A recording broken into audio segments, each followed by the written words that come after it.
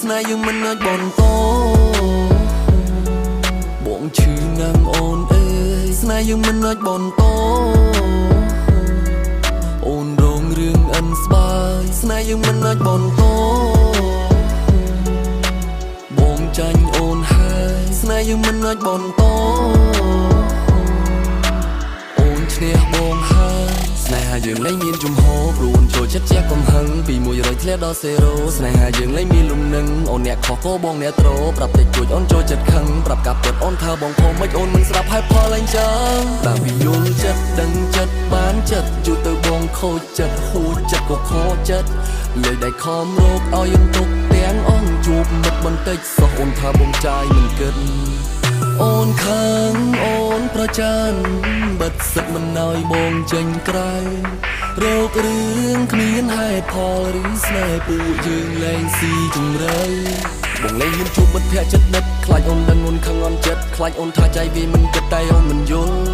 សម្របសម្រួលសម្របឲ្យស្រួលសម្របទាំងអួលទាំងឈួលទាំងដួលអូនមិនទទួលបែរជាប្រែប្រួលឲ្យចិត្តបងអួលដូចត្រូវត្រាំពុលអូនមានចិត្តមានមាសចង់តែផ្ចាញ់ចង់តែឈ្នះបងចង់លើកដៃសំពះចាញ់អូនហើយអូនសម្លាញ់បងឈឺចិត្តជាងដើរជន់នំម៉ាញ់ពាក្យអូនខ្ជាក់ដូចគ្រាប់ស្លែងនេះមិនទេក្តីស្រឡាញ់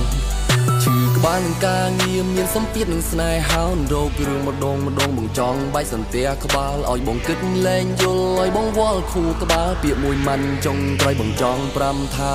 លែងចង់យំលែងសុំលែងស៊ូលែងចង់ប្រែប្រួលខ្លួនឯងទៀតហើយបើអូនចង់ឈ្នះបងហើយអូនឈ្នះទុកមកដែរចេញនេះជាចម្លើយលែងចង់ឈ្នះលែងចង់ប្រកែកលែងចង់ប្រកាន់លែងចង់ប្រច័ណ្ឌលែងមានជំនួសបង្ហិនវេលាពួកយើងបែកគ្នាទៅណាអូនអើយអូនខឹងអូនប្រច័ណ្ឌ